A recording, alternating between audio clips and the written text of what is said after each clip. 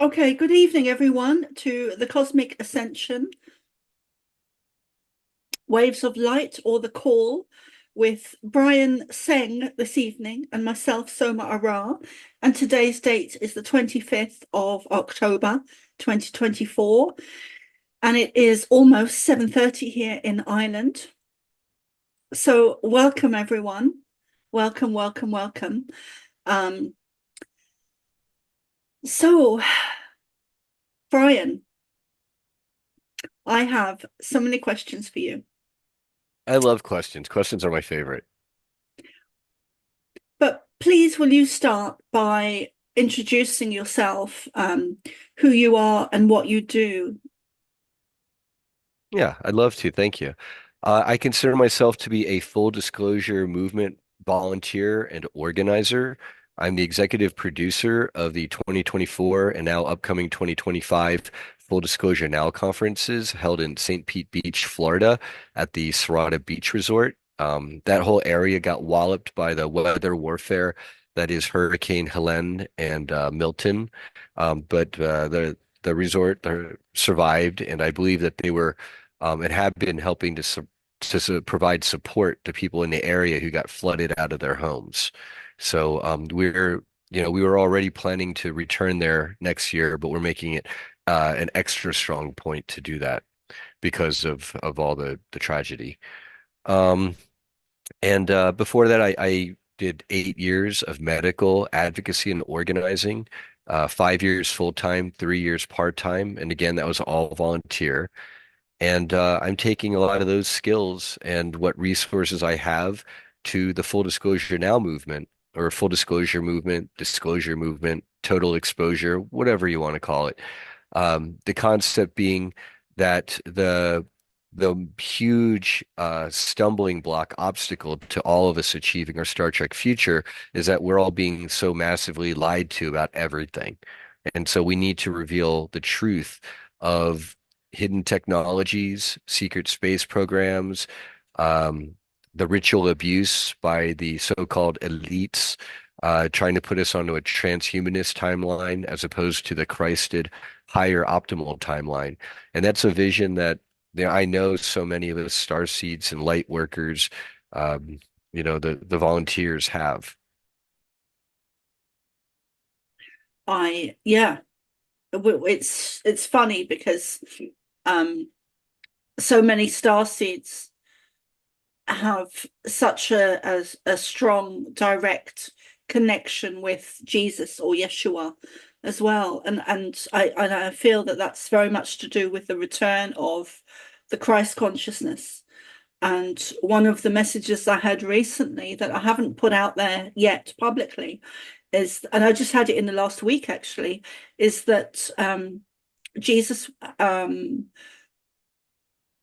lived in Ireland at some point, and I know that he lived in the UK because I received that a few years ago when I was there, maybe about 6 years ago now. No, um, when was it? It was a few years ago anyway, maybe 3 years There's ago. a, there, there's a gal on online on YouTube. She does a lot of dowsing rods work. I think her name is Brooke. It might be Brooke Allen. I'm not sure. I mean, don't quote me on that. But believe she asked a question. Did Yeshua ever travel in life to, I think it was Glastonbury, England, is what she asked, and the answer was yes. And then there's also a lot of that about he may have also made it to Asia, including Japan Yeah, and perhaps China, and then also Egypt and the Middle East. yes, Yeah. yeah. He was well traveled. He wasn't Yeah. someone that didn't leave. He was Yes, well yeah. traveled. And It's 32 missing years. 32, well, you imagine that's a huge chunk of um that's a huge chunk. So um yeah, that's just a huge chunk.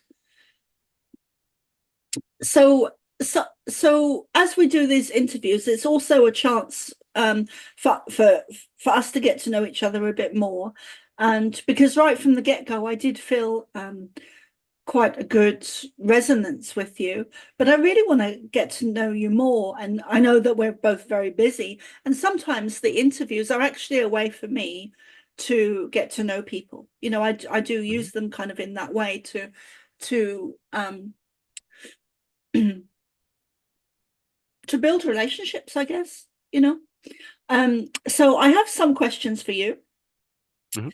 Um, one of them, what I would really like to hear about some of your um spiritual experiences. So I guess the questions I have for you really, and I'll just um relay all of them and then you can just go with the flow and I'll kind of give you the mic, so to speak.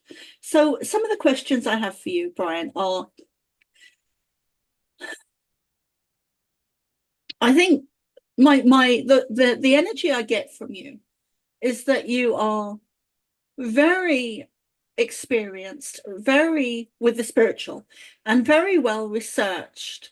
And I think someone with like you, with your energy, you must have had, it must have been a gradual process for you and a, a lot of, I can imagine a lot of spiritual experiences that are very kind of um at the extreme end of the spectrum. So a lot of spiritual experiences. And um the other questions I have for you. So I'd really like to know about some of your Well, experience.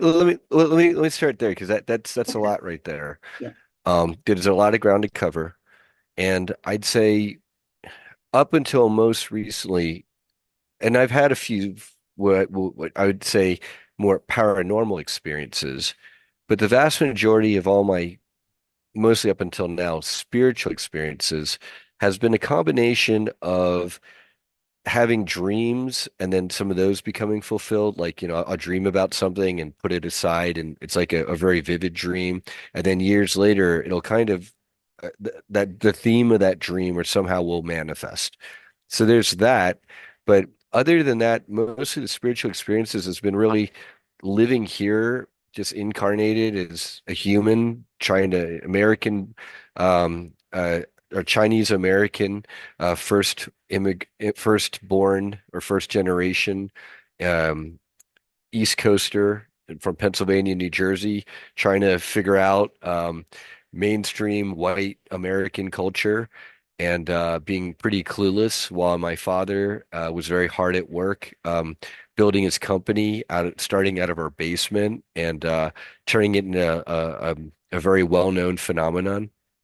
And mother taking care of myself and the other two boys and the eldest of three sons. And we're really a rags to riches family. So I'd say like a lot of my experiences were kind of like um on the mundane 3D Matrix reality, but even then it was a pretty wild ride and a very blessed, fortunate ride, which I feel um, makes me more obligated to do more because I've been given more. I know, to compare to a lot of people, I was born, well, not born with a silver spoon. I got to grow up with a silver spoon. How about that? When my dad made it big, when I was around 14 years old, that was like the upward trajectory for the Tseng family. Having said that, some of my more overtly paranormal experiences, which definitely have led to spiritual growth, include things like when I was in Atlantic City on the East Coast with my parents, we went to see the magician David Copperfield perform at one of the Atlantic City casinos. And towards the end of this performance, the announcer says, over the speakers, "Hey, ladies and gentlemen, everyone who'd like to meet David, at the end of the performance, feel free to line up by the stage front and center. You'll get to shake his hand." And so, my parents said, "Sure, Brian, why not? You should, go meet David Copperfield. Like, we're here." And the line wasn't too long, and there were mostly like, kids and elderly people, and we let them all go first. And when we were my parents are over here off to the side. And when I walked up to David Copperfield, and he had kind of a showgirl standing next to her, and you could tell that she was really just ready, like the night's over, like, come on, get it over with, let's go. And I just wanted to shake his hand and say hi. When I shook his hand and I was saying David, I mean, Mr. Copperfield, great performance. I'm a huge admirer, great work. I stuttered, and part of the reason why I stuttered isn't just because I wasn't sure to call him David or Mr. Copperfield. It was because at the moment that we're shaking hands and our hands are making contact, his eyes turned jet black on me, like demonically black. And it was wild. It was kind of like at a horror movie. And I put that aside for a long time, by the way. Just like when it happened, I think I was shocked and then I kind of thought about it and I just forgot about it. And I think part of my journey, and probably many people's, is it's not meant that, oh, hey, we're star seeds and all of us are going to have paranormal experiences or the more overtly spiritual, magical experiences throughout our lives necessarily. um, I think my path, it's given to me to kind of fall back into the sleeping in the veil in the matrix, even though maybe when I came in as a baby, I had more of that spark, and then it kind of got snuffed out into me. And then more recently, it's been much more rekindled. And a lot of it happened for me, that rekindling. I'm 49 now, by the way, 1975 baby. So was after 2011. Oh, sorry, 2001. It took me a few years to realize how much we'd all been scammed and how much we live in this BS matrix or distorted reality with a distorted history. And so um, I became an organizer, and that's when I began medical organizing and advocacy and learned a lot of skills that I'm applying to the movement, the disclosure movement.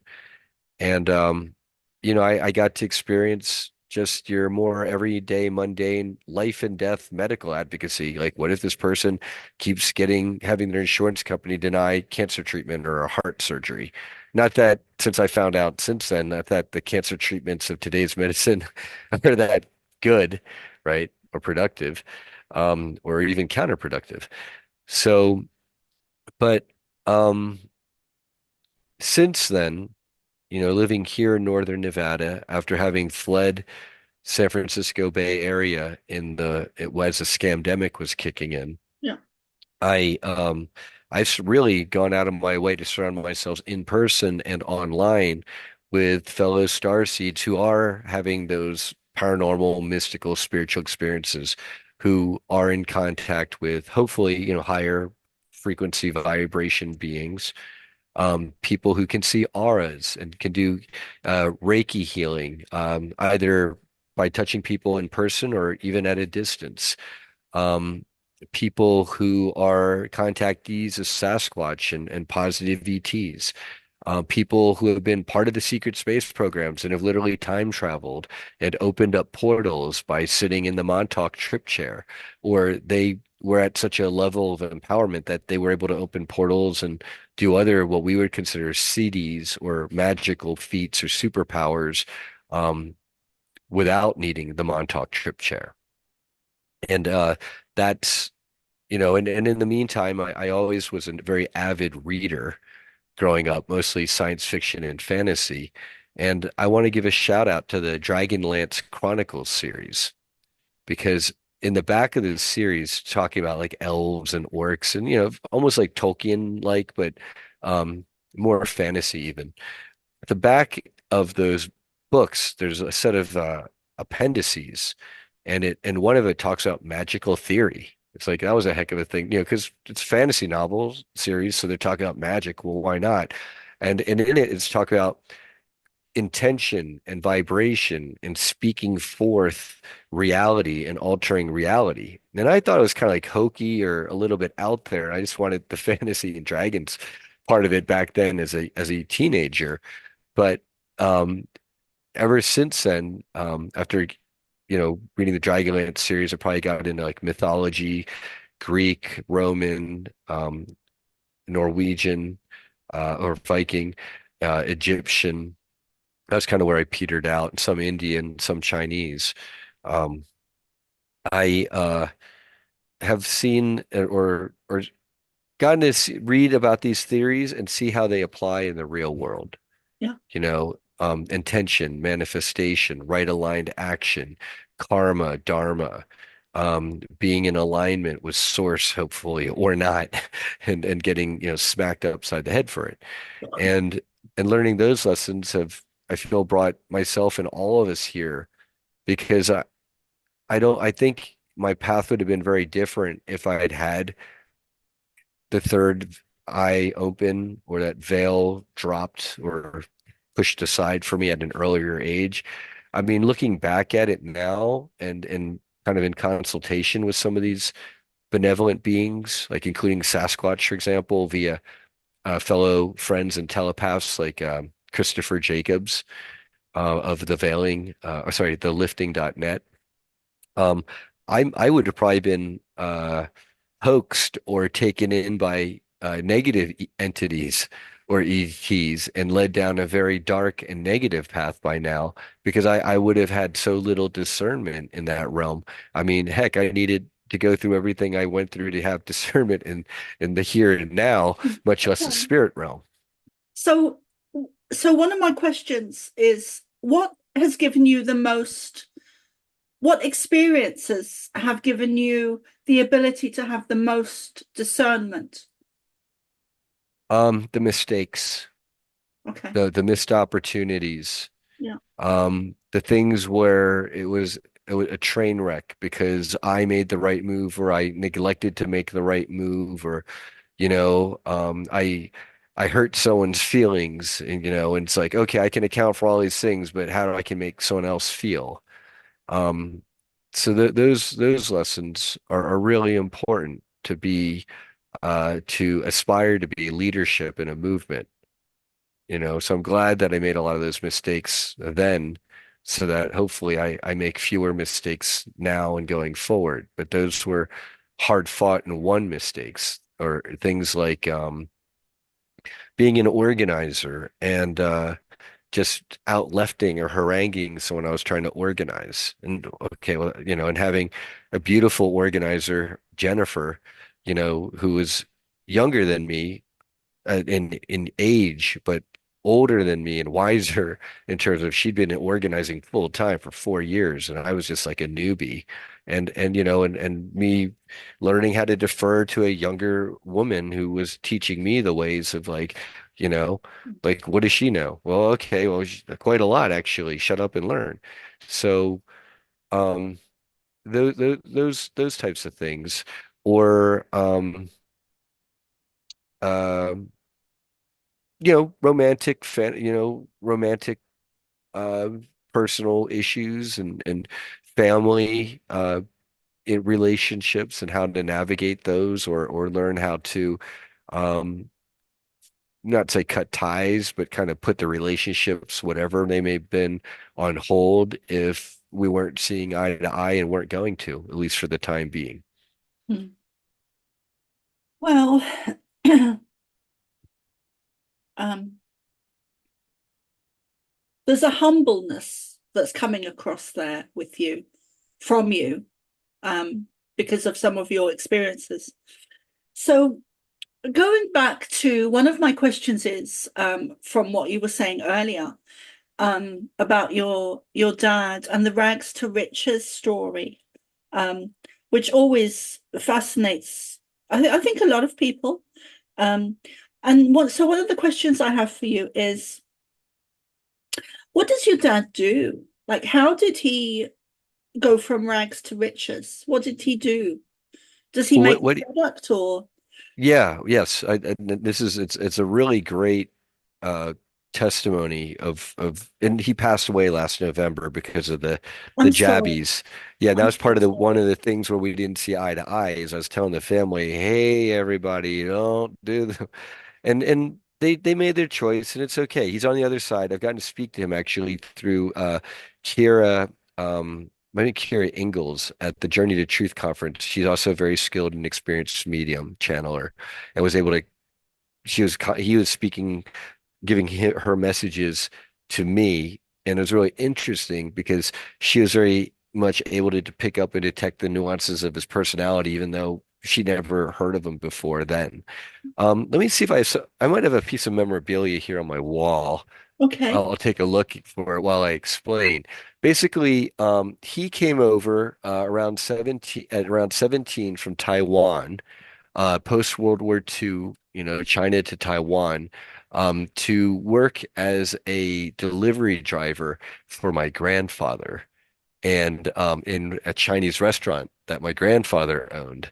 And they had a very contentious, can't find it, relationship because my grandfather, I guess, was very verbally, if not physically, not sexually, but more just like beating on, abusive to my father, and as a child, as a child, like get straight A's, where else, stuff like that. But it I guess through kind of like that intensity and trauma, kind of, I mean, it's really looking back on it, that my dad experienced, he really had a fire in him to excel, and to really, I guess, to show his dad that he was going to succeed no matter what. And so around 18, he broke off and on his own became like a taxi driver and uh, TV, refrigerator, radio repair guy. Had met my mom, who was a waitress in one of the Chinese restaurants that granddad owned, and that's where they met. Got together in New York City, and then stayed around the Philadelphia, Pennsylvania area. And then he put himself through night school, Spring Garden Community College, which is no longer there. He was like one of their superstars, actually. He was their big pride and joy before they went defunct a decade or two later. And after he'd been achieved his status. But what happened was he was working for Xerox at the time when you had IBM and Apple and Xerox were trying to like figure out personal computers in the early 80s.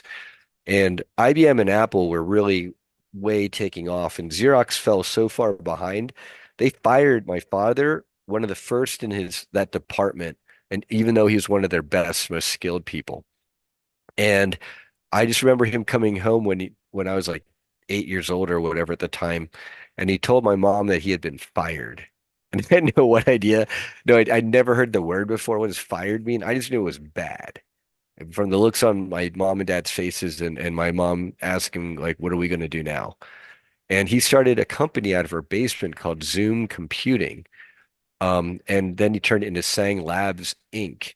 And what he basically did is he pioneered the computer graphics chips and cards. Here's one of its chips. This was one of like an ET6000 chip, I believe. This was one of the central, sorry, there's a central graphics processing unit, a GPU, graphics processing unit. Instead of a CPU on a motherboard, this is a GPU on a graphics card. And what he did is he pioneered a lot of computer circuitry things like overclocking, for example. It's what he pioneered on graphics cards because he was taking the cheaper RAM memory on the graphics cards that ran half as fast but would cost half as much. And by making his chips overclock and ram through faster the calculations, he made his boards run as fast as more expensive cards. And then he told me, okay, Brian, let's say this chip costs $30 to make, and we're going to put it on a card that we're going to sell for $80, and we're going to sell tens and tens and tens of thousands of those. Okay, maybe a million or more.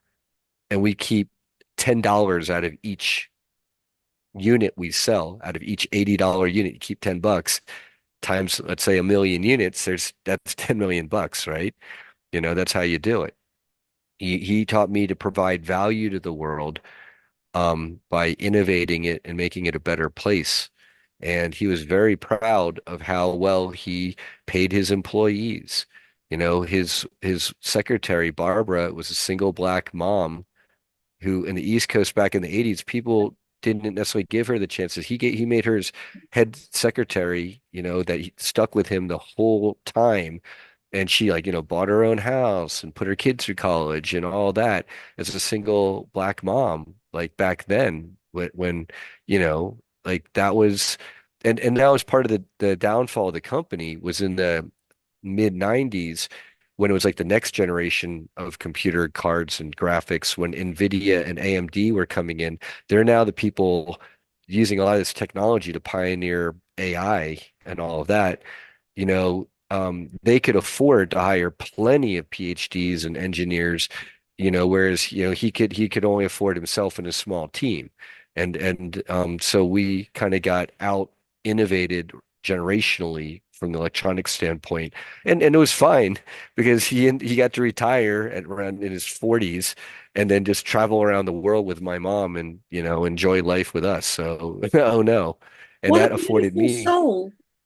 yeah, it was yes. And I miss him a lot.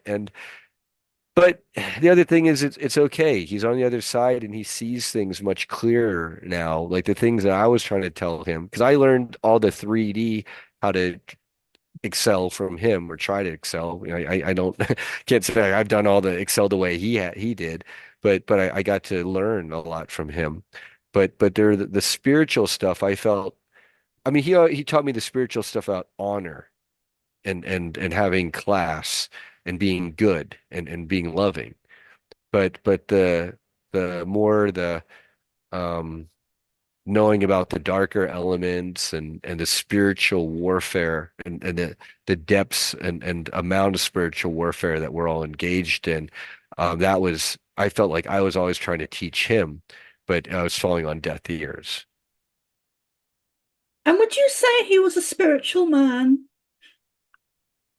Yeah. in the Well, sense that, in the I, sense that I, you're spiritual? no, No. because I've always had a yearning and a knowing to seek beyond the 3D distorted matrix, their density, and Yeah. and aspire to the fourth and fifth, and even try ultimately to get to the higher realms. Whereas he was more happy to be here on the earth here and now to excel and be a family man and help as many people as he could and hopefully have God smile down upon him. But it wasn't like he wanted to go up against the Illuminati and manifest a Star Trek future and realize that there are parallel universes and dimensions and time travel and all of that. That wasn't really part of his purview. Mm. It sounds like, as you're talking there, and I know this would be true, but I'm really feeling it with you, that you would have really chosen your family before you were Oh, born. I'm told that's yeah, yes. Yeah, Oh yeah. yeah. What I was told is it may have been my father and I in particular had a contract or agreement that we are going to work together to do what to be here now. That's so beautiful, and I love the rags to riches story, um, and it's yeah, there's such beautiful energy coming in as you're talking, and I can even feel. I mean, I shivered there. I normally shiver when spirit is draws close to me, but I do feel the energy of your dad. Um, I don't feel that it would be appropriate to go into that now, so I That's fine. won't. But Yeah. he is here, Brian. Oh, good. No, great. Yeah, I'm, yeah. I'm I'm not just surprised. yeah, I'm just going to press pause. Okay, so welcome back, everyone. Okay, so one of my questions, Brian, is about super soldiers and your experiences with that, and also some of your research and knowledge as well. Hmm. What do you just want me to talk about in general? Okay, let's just summarize. I've been doing a lot of organizing with, in particular, survivors of the Montauk Project and also the secret space programs. And they're interconnected and then but they're also separate things that have a lot of crossover. And what I've learned and I wonderful people have already done and are doing in our community, like Journey to Truth.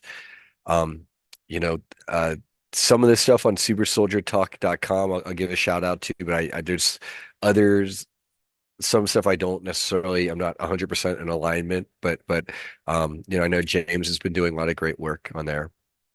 And then um, just doing the organizing and advocacy for me really began not just meeting some of the folks who have been part of these programs at conferences like Contact in the Desert or Journey to Truth, but really it was last summer in 2023, I co-organized with James Rink the Montauk Adventure Tour for the 80th anniversary of the Philadelphia experiment, which took place on 1943, and which is related to the Montauk Project, because the Montauk Project basically involved time travel and opening up portals into other places and dimensions and time periods.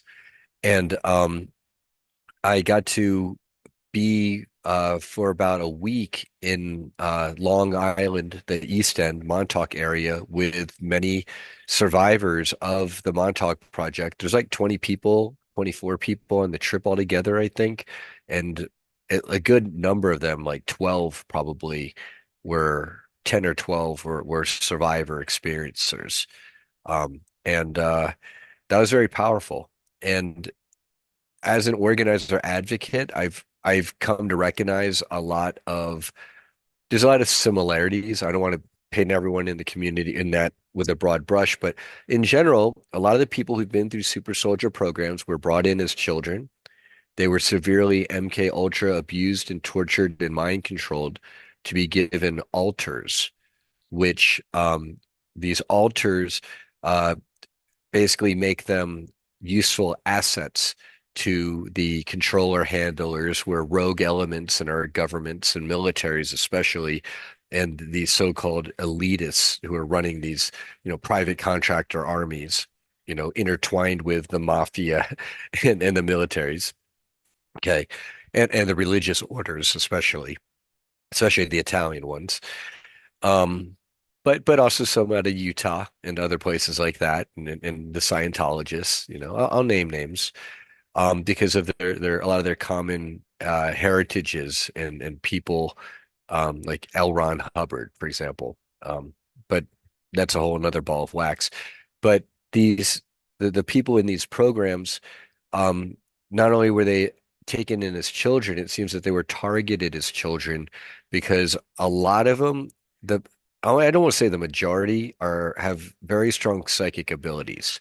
And not that we all don't have those abilities, but maybe it was just they're more accessible or activatable um, for these nefarious groups to then military abduct or my lab these children and bring them in. And then off of that, um, all of them in general, they live to tell the tale. So in general, they're all very strong people. Okay. But the amount of how much they've been able to alchemize and transmute their traumas, it really varies. So, what I'm finding is that a lot of the people we're generally seeing, generally, not all, but generally we're seeing on platforms like YouTube or Rumble, or even more mainstream who've done interviews. These are people who've had more time to sit with their memories and their recall and to process it and to figure out what it's all about so that they've got a narrative that's coherent and makes sense to themselves.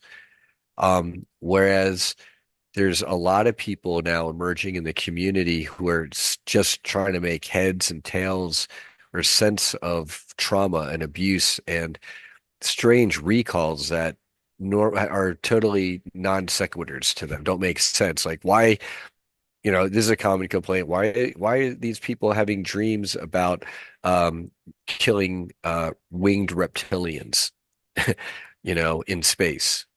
That's kind of odd. And they're traumatic and they're apparently realistic. I haven't had any of those dreams. As far as I know, I'm maybe I'm attached to these programs in the future or in the present, but I don't think I myself has been in the programs. I don't put myself under the super soldier category. And having said that, most of the people who fall into that category, they don't even themselves really like that moniker, that label. Given all the abuse and trauma and torture, and then the abuse and trauma and torture they themselves have been made to inflict upon others in these programs, they themselves don't feel that super. Um, and so a lot of them, they carry a lot of pain. And if you upset them, or if they themselves get upset rather, and or if they're drinking or doing other things like drugs to dissociate, they can hit a dissociative state and then alter out, especially when you're discussing subject matter that's more traumatic. That's when the alters tend to come out. And then there's people like my friend Arkeem, who was really big at the Montauk Project and has been part of the space programs as well. Um, More recently, he's had a friendly, more of a soul fragment crossover from a more positive Earth timeline, 4 years ahead of us, 2028, named Edward Hughes, who has a very distinct Australian accent, who I've gotten to speak with for hours and hours now. And he's fascinating and learned a lot from. So, um, a lot of people still say to the super soldiers, "Oh, you have the ability to open up portals or shoot fire from your hands in the projects or cause someone to faint or die by using telepathy." And that just because they can do that in the programs doesn't necessarily mean they can do that in the here and now.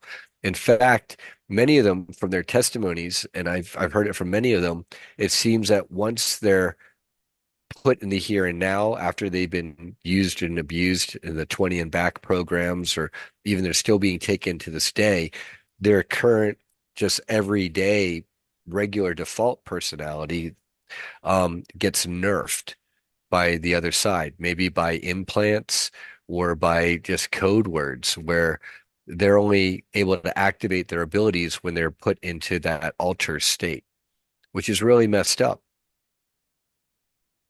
Yeah. I hope this is answering your questions, giving you a better Yeah, yeah, understanding of it who these does. people are. Yeah, it's yeah, it's Pandora's box, really, isn't it? To the in the extreme. Um, Question. okay, so I'd like to ask you, what is your thoughts and feelings on Corey Good and also David Wilcox?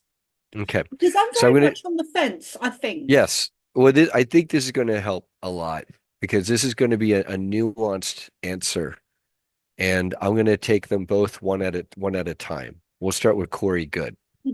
And they rightfully go together because they're currently working together, and they were working together over at Gaia TV when they together for a time they were doing really excellent work. So can I also include Gaia TV into that question?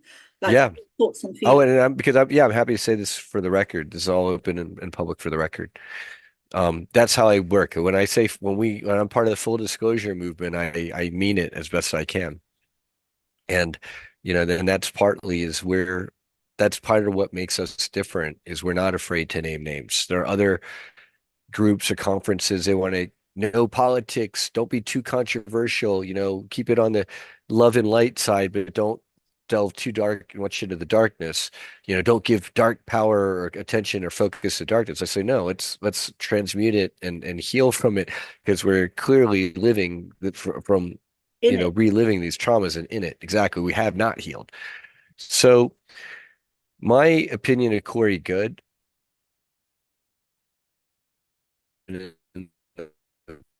programs. Um, and then he You, has done Brian, you froze Divas for a then. while with David Wilcock. Sorry, you froze then, so I didn't Oh, I catch. froze. Yeah, I did. You'll have to Okay. repeat all of that. Yeah, yeah, okay. So okay, I'll back up. Computer glitches at the most inopportune times. So, It's funny how it does that, isn't it? y- yes, it's just wild. So Corey Good, in my opinion, was part of the programs when he was younger. He probably was in 20 and backs. He probably does have alters. Okay. And he does have some of the, what I, just from my personal experience, would be kind of like some of the tells. Okay. But not too many, Mm. but some. And then as he and David Wilcock were getting really hot by putting out, I think it was something like top disclosure or something about it's called disclosure or it had the disclosure in the name. They did like a documentary. It was really, really good. And then what I think is after that, Corey Good got attacked. Maybe he got attacked by the powers that be running these programs of voice to skull. Maybe they mylabbed him and turned him in whatever way. But that's then what led into this huge lawsuit over where it got turned into intellectual property. And this is where, well, people say, look, he's an obvious shill. He's just a book author trying to claim rights. And what I say You is mean no. If you listen Corey, to the things or he's do you mean Corey or Corey Good, this is yes. all Corey Good. It's all Okay. Corey Good still. Okay. Because everything, almost everything, not a lot of things that Corey Good testified to has been in sync and in line with the other people's testimonies. Now, what I'm told is maybe he stole some of that from other people, and that's why it's in line with other people's testimonies. And so I am open to that possibility. But really, what what I think is the deal is that Corey Good at a certain point got turned it into a lawsuit and was used to discredit the movement by claiming in a court of law that it was all he was a book author and this was all his intellectual property and everyone was just stealing it from him. Okay. So what I see is that he is what we call an agent, a knowing or unknowing agent. Because for all we know, he himself doesn't know. He thinks he's doing good. He's a super soldier. He's bringing forth testimony, but then he could be MK Ultra'd to put forward, also include some bad testimony in the good testimony, and then ultimately to have this huge lawsuit debacle to discredit the whole entire secret space program community, which he's done a fantastic job of. And then with David Wilcock, my take on him is that he has been part of programs and he's probably bloodline Can and he's I'm been, sorry, I'm sorry to interrupt, Brian. yeah, So do you think Corey Good is essentially a good guy? no. I just because you were in the programs doesn't mean you're a good person. If you're in the programs and you're coming out and you're giving testimony, that would make you a good person because you're trying to make right and bring and shine a light on the darkness. If you're coming out, giving testimony, kind of making a career out of it, and then sabotaging the movement and turning it into an intellectual property fight, then I would say, no, you're not a good person, right? They were all part of the programs, but those apples fall on different sides of the tree. Yeah, very much so.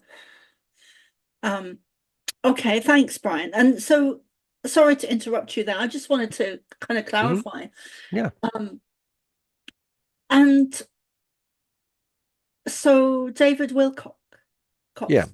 So because he's bloodline, um, and this is according to his own testimony too, I believe.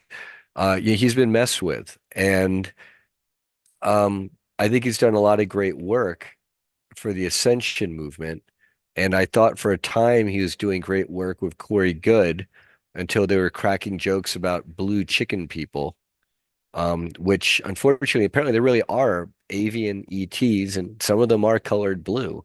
Arkeem Ra and Audrey Walters and others testify to this.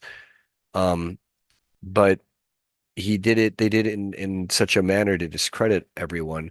In David Wilcock's perspective, or where I think David's coming from, is I think he's in the if you took the conscious David Wilcock is coming from a very good place, okay?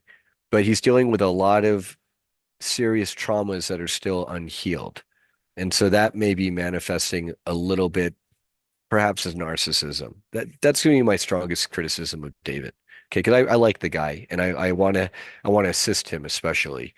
And I if Corey Good meant well, I'd want to assist him in redemption as well. But in David's case, I think it's more he's more of a victim to the programming and he's getting attacked and hurt by it. And then it's causing him to kind of have a very in to the public facing kind of one moment he's rock solid, and then the next he's breaking down on camera talking about being turned into a banana sandwich. And that's confusing to a lot of people. And unfortunately, I think that's exactly what the other side wants, is to have people in our community raised up on pedestals and then have them uh, broken down fantastically, and to the point where it's a debacle to the whole world and discredits the truth movement. And then you mentioned Gaia TV earlier, and it's to me it's no surprise that they're both involved with Gaia TV. And this whole debacle has been involved there because I'm very critical of their. I think they're overpriced, their model. I don't like how they literally. This is the testimony of Johnny Enoch. Had Sid Goldberg, the executive producer of Gaia TV, approach him and say, Johnny, we want to pay you more money and elevate you and on Gaia TV's platform. We want you to do some things for us first. And Johnny said, what things? And Sid Goldberg told Johnny Enoch, um, this is all Johnny Enoch's testimony, and so I'm repeating Johnny's testimony, and I stand with Johnny Enoch from what I've seen and learned personally since then, about Gaia TV. Uh, Sid Goldberg says, well, we want you, for example, from time to time to insert messaging like the message that someday humanity will have to give up our sovereignty. And Johnny Enoch said, F no, I'm not going to say that, and F you, to his credit. And since then, Gaia TV has been actively, along with Tim Hogan, who they're promoting, who should not be promoted as a Knights Templar. He's a false fraud black magician, um, cultist, and this is documented. I'll prove it. And people have been harmed at his hands. And mhm, I just have to add something here because I think mhm, it's important. mhm. So I started to consciously channel the Pleiadians in 2009, and I made a promise to myself that I wouldn't read other channelers, I wouldn't research, I wouldn't do any of that stuff because I wanted it to be just directly from them. So that also includes not really know. I mean, I do know the big names out there. I do know who people are predominantly, but there are names sometimes that people talk about in interviews, such as Jim Hogan, or because I But don't. Tim Tim Hogan, Hogan, he's not a right? channeler. He's basically being promoted by Gaia TV as rekindling the and bringing forth the secrets of the Knights Templar. Okay. And what it turns out is that he's a Freemason, and even the Freemasonic lodges are now disavowing him from Colorado region and beyond. And then if you look him up, um, I know there are a lot of smear sites, but this one site, it was about like mystical orders and kind of ranking them in how um, good they are or reputable. And the information for him is it looks like he's joined other orders. He does things that plays too fast and loose. I'm talking sexual abuse of people, and he gets kicked out, and then he renames like an order sounding similar, but now and he's made himself a master of this similar sounding order, which really isn't the order that people think it is. It's kind of like if anyone ever saw the movie Coming to America, there was like McDonald's and then there was McDowell's. He's kind of like the McDowell's Okay. of mysticism. That's how real his Knights Templar stuff is. Hmm. There's another guy that I'd like to ask you about, and I just can't remember his name. Uh, Bashar, no, no, Side Guru. no. He's a lot of people think he's a CIA agent. And I just can't remember his name. He's a very big guy. Very Alex Jones. no, no, not Alex. I think his name begins with N, and he's had some issues, I believe, with Elena Danane. Elena Danan. Yeah, So I know of Elena Danan. yeah. Um, and I don't know who the is the other guy, is he pro Elena Danan or against Elena Danan or neutral? Um, oh no, it wasn't him. Sorry. It was him. It wasn't Elena. It was Alex Cottier. Alex Collier. Yeah. For the most part, I like Alex Collier. Oh no, not Um, I don't mean Alex, because I think Alex is a great guy, but yeah. the other guy had a issue with Alex. But I don't. You got to tell. But I don't know who this other guy is. Who's the Yeah. other guy? If you can, if Um, you know, if you remember, just let me know.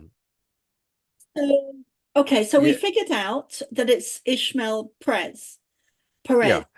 Um, Perez. Yeah. So I so like Ishmael personally. I got to meet him once briefly at the end of Contact in the Desert last year. Not this year, I think it was. Um, might have been. And I don't know much about what he's saying, so I don't have enough to provide a reasoned critique. Um, I haven't met anyone yet who's recognized him per se, as far as I can remember from any of the programs. That's kind of like how I cross and double and triple check people against each other. It's kind of how I do it. So I can't, and I'd rather not comment too much on okay, Ishmael because I haven't really looked into him. I like him as a person. yeah. Yeah, Well, thanks for doing that, Brian. I don't think I would have. I think you're the only person that I feel comfortable enough to ask about what you know about different people. sure. That's not normally a question I would ask anyone else.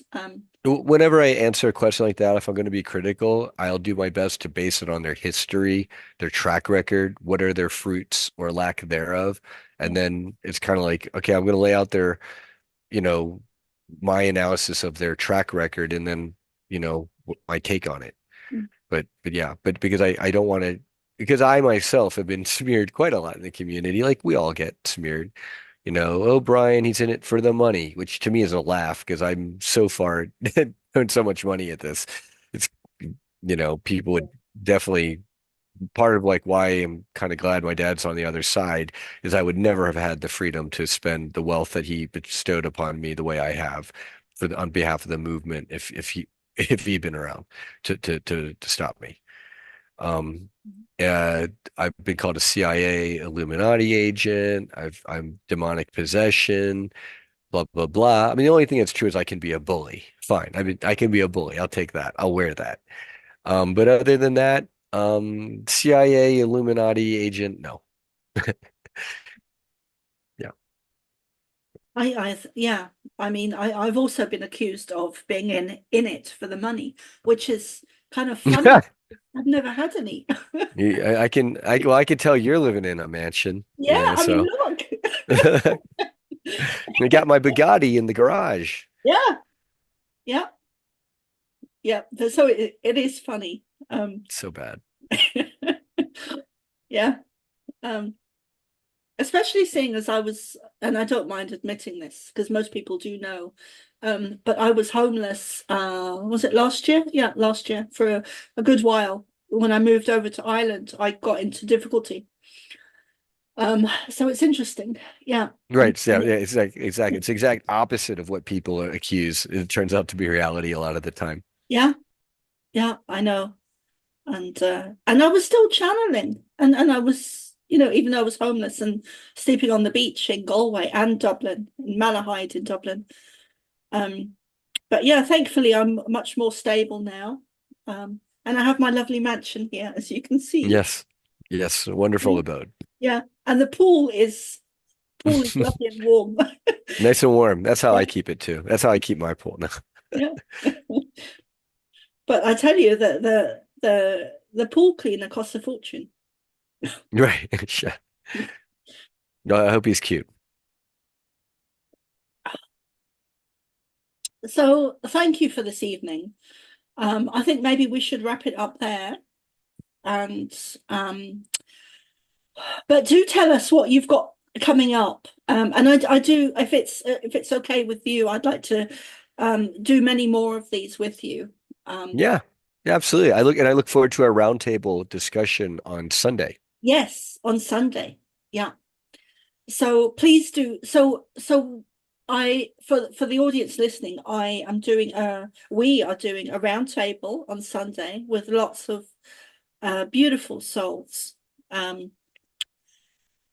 So not everyone is going to be able to be there, but it's going to be a regular thing on a Sunday at 7 p.m. Irish time.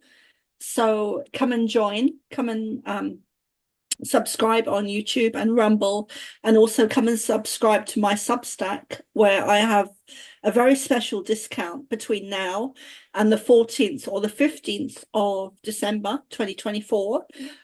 When you sign up to my Substack for the year, I'm offering half price discounted readings to pay for the pool, of course. So yeah, come and sign up to my Substack. There's also other benefits that you do get as well. And of course, I do readings and channeling and lots of stuff. So check out my website, which is somaarah.love. And Brian, what do you have coming up? You've got some conferences coming up. Yeah, we got the 2025 Full Disclosure Now conference coming up. And we also have the live stream recording from this last year's event, which is 4 days and nights of 2 stages of amazing presenters, like 40 of them. So that's like $77, and that's just to help recoup the costs, which I'm nowhere near recouping, by the way. So, but it helps. And also the knowledge is amazing, especially at that price. And then eventually someday we'll probably make all of that material free, probably perhaps by the time the next conference rolls around. I'm also appearing a lot on Awake Nation and Agent X11. Those are two shows that David Zublik and Penny L.A. Shepherd do. And then I'm also on the Disclosure Now podcast with Arkin Raw to be found on YouTube. And there's some interesting collaborative projects coming up, which might lead to much bigger and better things for the movement, which I don't want to talk too much about yet because I'm still negotiating all this stuff with all sorts of people. In process. Yeah, but it's all in process. And also, I'd like to get do another channeling session with you sometime. So where do I schedule it at? It was through your website, right? Or I could just personally PayPal you and set up a time. Yeah. Awesome. Let's do that. No, But I sorry, want to give you I want to make sure you're well rested for that session. So it'll probably be like next week or sometime. yeah, next week would be perfect. Yep. If you um message me on Facebook. Yeah. Okay. Well, let's go directly. We don't need to go through the widget or whatever. Yeah, Awesome. yeah. Okay. Um, And thank you for having me on once again, Soma ARah, and I look forward to being back. yeah, me too. Thank you, Brian. Thank you, thank you.